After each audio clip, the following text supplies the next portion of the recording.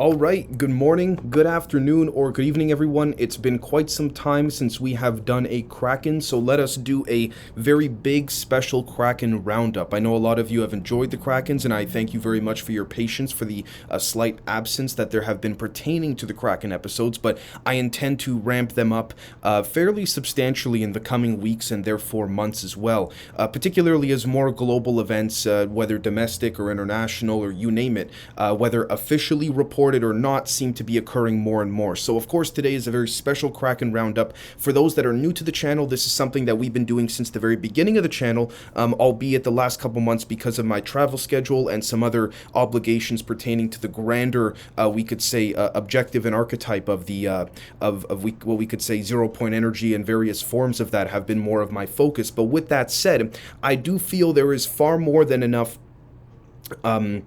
developments, let's say, to bring a very special Kraken to you folks. So today's Kraken is going to be very basic with regards to the stories in which are being covered, but at the same time we will be taking a very intrinsic, hopefully neutral and intellectually stimulating approach to these different stories that we will be looking at here today. So allow me to minimize my screen. This will be available for the members at the very least 24 hours before it goes public, for the rest of the audience. So let's start with taking a look at bbc.com here, right? And I'm not focusing on one story in particular, mainly because there's just so much that is interconnecting these days. So first and foremost, let's take a look, for those that are new to the channel, whether it's the Patreon or on the public side, the way in which some of the stories, or all of the stories, are being analyzed from our perspective, my perspective, you name it. I'd like to think you folks are in the room with me, whether you're listening to this or watching it visually, so let's jump right into it. So we see here, according to the BBC,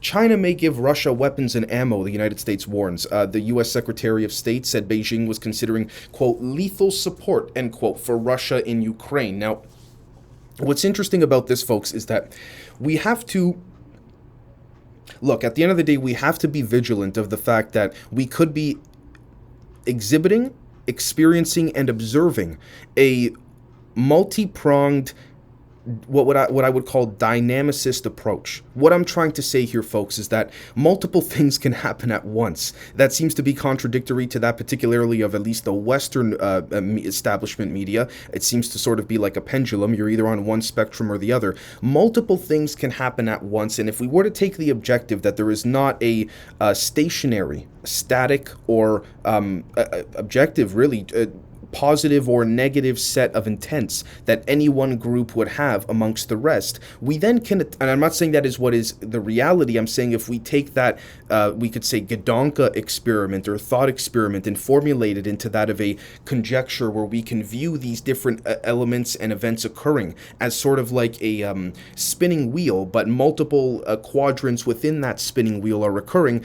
It's very possible that within that metaphorical spinning wheel, China may give Russia weapons and ammo, but we also have to be vigilant of the fact that there may be another vector or quarter of that spinning wheel in which perhaps the United States is not being entirely truthful, let's say. And I say that because one can make the argument that honesty is not synonymous with truth. There's a difference between a lawyer being honest in court and a lawyer being truthful in court. Honesty, we could argue very strongly, is that of obfuscation to shape a particular narrative, not for better or worse. We must look at all of the different angles here. So that's basically how I view things. I don't necessarily try and look at stories in a literal regard, although some of them that we will look at will in fact be more literally analyzed and observed. But I think in this case, again, that would be the case for such large global international strategic affairs to be viewed upon or looked at in that regard.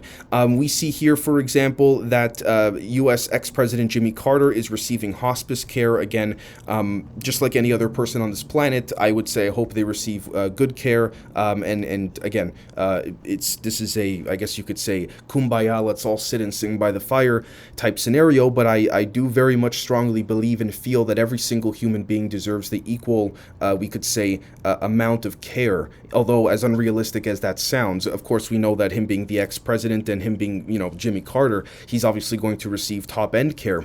But I also think that the same care he's receiving should, could, and can be capabilized and operationalized to be the care given to the average person, whether they're someone that is just a working, a plumber, or it's somebody that is holding a political position in some type of state headquarters or, state institution or administration.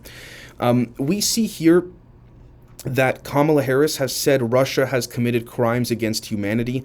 I'm not trying to jump into the whataboutism, which speaks to that concept of that metaphorical pendulum swinging constantly with no really correlation of commonality. But look, I mean,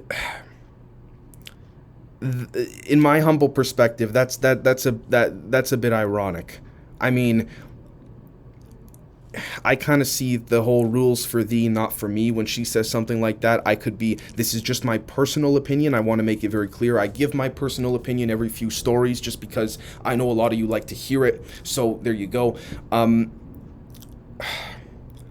We can play devil's advocate to basically everything.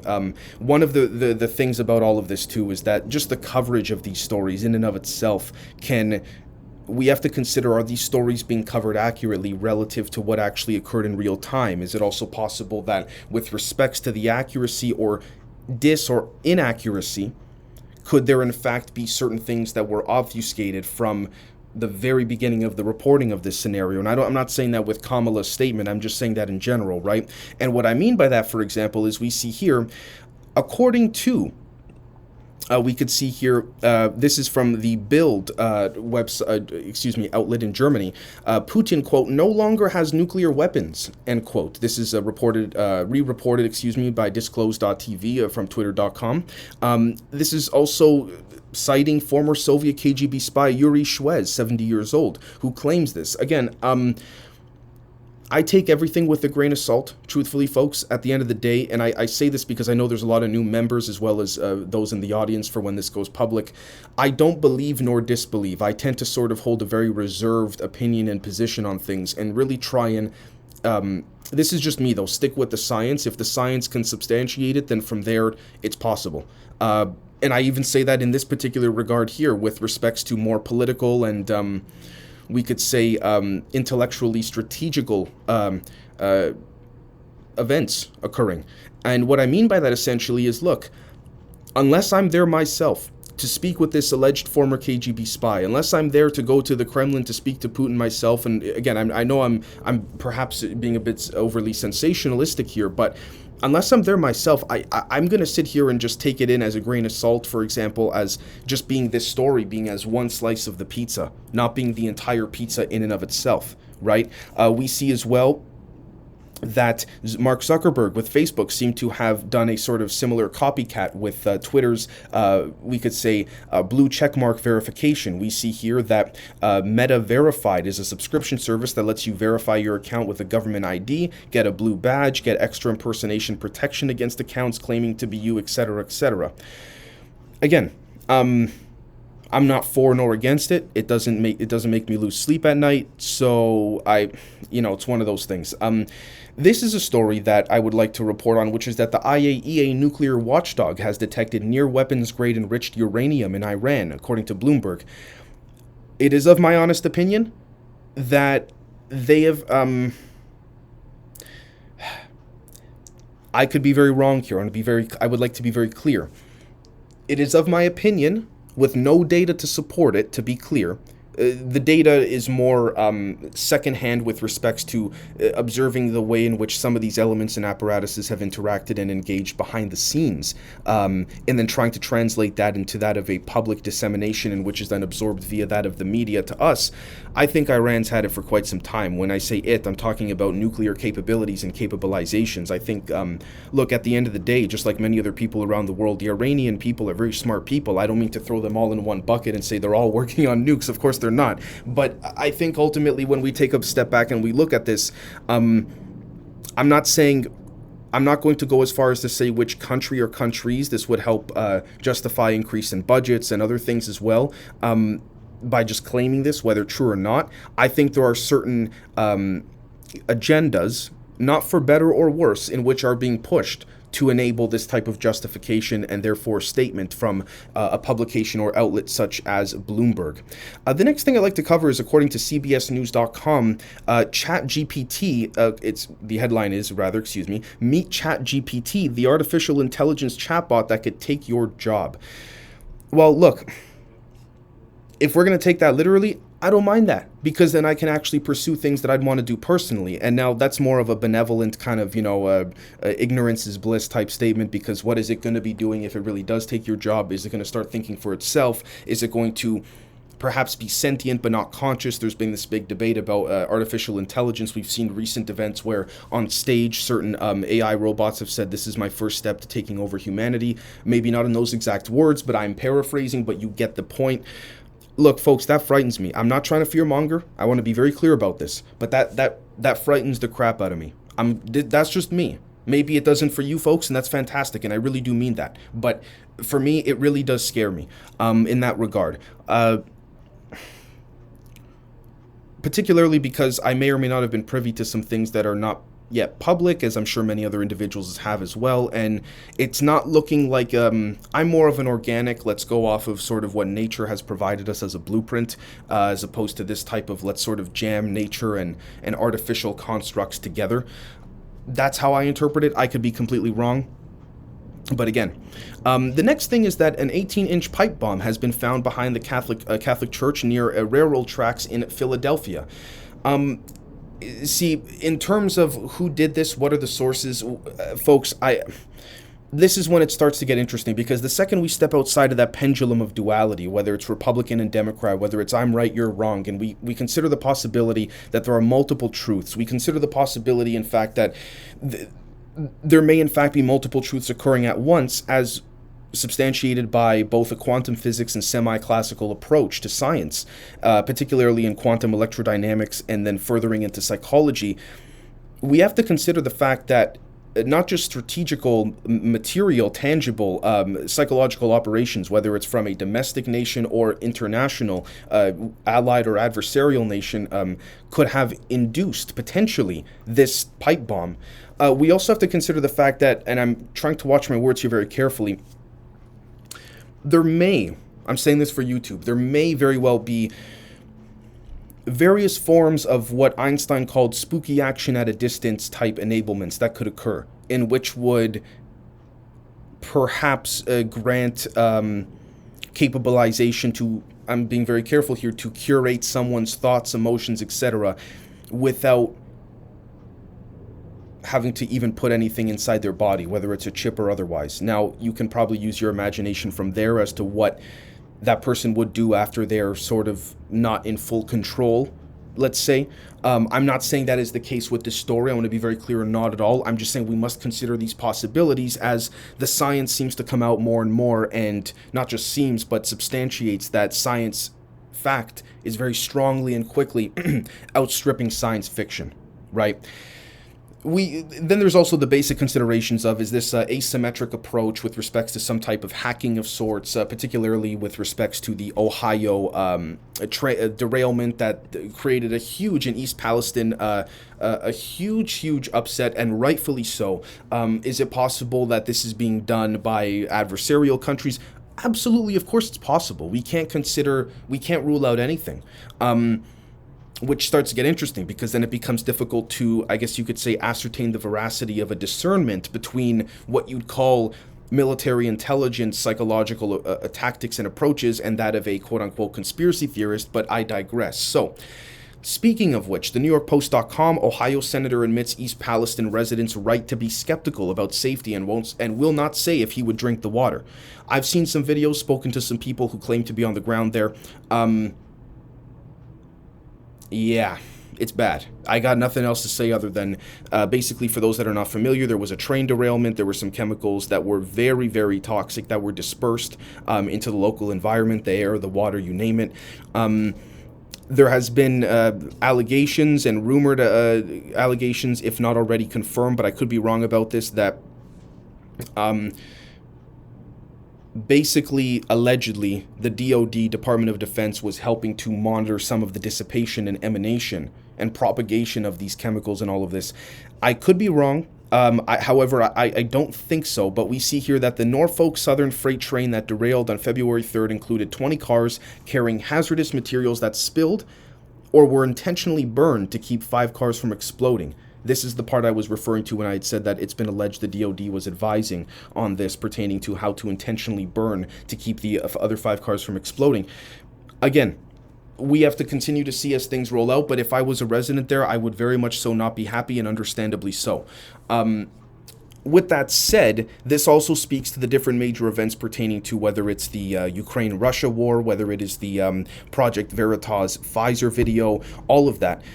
Truth be told, folks, I take an approach very similarly and very strongly to the way in which I covered these previous stories that we just did, which is, again, let's look at all the angles. If the story is presented to you, whether mainstream media or otherwise, in a way that is just seemingly in an attempt to evoke an emotion, then in my opinion, it's not worth being a legitimate story to consider in your head. Because if the story is being thrown out at you that quickly and not giving you time to think and absorb, then you're basically doing the opposite of, for example, if you were to immediately and emotionally react to such, you would be doing the opposite of what is essentially taught in military intelligence, not just schools, but training institutions, groups, programs, you name it. So what I'm trying to say here is not that taking a military intelligence approach all the time is correct, but it certainly helps us attain a perspective. Because imagine you go to a military intelligence school and you're told to act on something, you must consider all the possibilities, go through this process of logical, critical thinking. But those steps, folks, just like walking upstairs, they literally take time to do. Meanwhile, you then go home that night from that military intelligence school, and you see everyone, your family, your friends, they're watching TV, oh, honey this, honey that, and they're all freaking out after 10 seconds of the headline being on the screen. So which one is it? Do you react right away, or do you use critical thinking? Right? You can't have both ends of the stick here in this particular regard. And I would apply the same thing to the Nord Stream pipeline story as well. Again, I have to watch my words here because of this will be going on YouTube, but ultimately, we have to be very vigilant of that fact, because again, take a look at who reported this recent story of the Nord Stream pipeline. A Pulitzer Prize winning journalist. Right? And let me just say as well, for YouTube, I will say that, again, I have to say it because of the YouTube guidelines, that the vaccine does in fact prevent transmission and all that stuff. It's a beautiful thing and all that stuff. You folks catch my drift as I'm saying that. I have to say it for the sake of YouTube. But again, there's a lot of things that are coming out now that seem to be very, very contradictory to what was initially disseminated even 6 months ago. I mean, again, I to be honest with you folks, I am hesitant to even use the 2 words conspiracy theory or conspiracy theorist in the YouTube video for this KRAKEN, because I don't know if there's some algorithm that's going to pick up on it or anything like that, but I'm not going to allow that to stop or censor any of what's been going on or what we continue to do. But again, at the end of the day, it seems as though, regardless of the events that are being reported, we're coming back to a full circle concept of bridging the divide. And what I mean by that is, it's not just red and blue. There's also white, there's purple, there's green, there's black, there's yellow, there's orange. There are many, many more options, and many things can happen simultaneously. So for people to say, oh, you got to pick one or the other, or if you're not this, then you're definitely that, that's very contradictory to what even the scientific method proposes. So again, folks, I wanted to do more of a brief sort of special KRAKEN roundup for all of you. I really hope all of you folks enjoyed this. I promise to continue to be more frequent with the KRAKENs, particularly pertaining to reporting stories that occur in real time or within relatively real time. This has more just been a roundup of the major events in which have been occurring. The final thing I will say, if you'll forgive me, I'll take a sip of water here, is for those that are wanting my perspective, particularly on the public side, because I know on the member side we discuss in the group Zoom calls, with the UAP scenario, I still don't know yet, folks. That's the reason I haven't said anything publicly. I am still going back to what we just discussed about taking our time to observe, discern, and then come to a conclusion that is only temporary. I don't believe conclusions are ever definitive or static. if you want to call it that. I believe that if there is someone claiming such, then it would speak to the contradictory negation of what has meant to be the purpose of life, which is that you're always improving. But with that said, with the UAP issue, I think what we're looking at are multiple factions and infighting with respects to the reporting, with respects to what certain craft or balloons are. I'm not trying to imply subliminally or overtly that the craft were non-human. I'm not trying to say that, but there's clearly a there that it seems to be very interesting with respects to some type of reassurance of a cover-up. And what I mean by that is I found it quite peculiar that, okay, the first incursion was that of a Chinese spy balloon. I found it interesting that it was mentioned within 5 hours of that occurring that the balloon was over Montana, that it was stated by the Biden administration, if I'm not mistaken, that the Trump administration let 3 Chinese spy balloons fly over the U.S. I'm not going in either direction on that, because to me, in the moment at least, and perhaps I'm contradicting myself because I'm not taking the time to discern, but to me that looks like sort of saying, you just got caught stealing a cookie from the jar, and you go, no, but Sally took took 3 cookies last week, so. To me, it's kind of one of those things when I look at that. Now, I also think what we're seeing is an ideological battle between multiple elements of both private contractors in the industry and the military-industrial complex pertaining to should this knowledge, technology, information come out. As many of you know, if not all of you, graciously and gratefully, I'm on the side of trying to bring a lot of this stuff out. I think there's no stopping what's coming, and I don't say that malevolently nor in a negative or fear-mongering way, but I don't think there's any other way around it. So to speak. So again, I think what we're looking at overall is a genuine situation where there's a there. We see President Biden saying, these craft are benign and all of that. I've yet to come to any conclusion as to what they are, probably never know what they will be. There is speculation that as we approach an alleged event of some type in the coming years, there will be, in the process of such an approach, there will be energetic resonant frequencies that will be thinning or lightening up. Therefore, such veils with respects to overlaying potential realities, which science fact substantiates and outstrips science fiction on in many facets, if not all, seems to imply. So I think what we're seeing there is right now, forgive my profanity here, but a beautiful shit show. In which I have yet to even make a final decision on or conclusion as to what is occurring. So with that said, folks, thank you so very much for watching or listening, and we'll catch you all very, very soon. Thank you so much.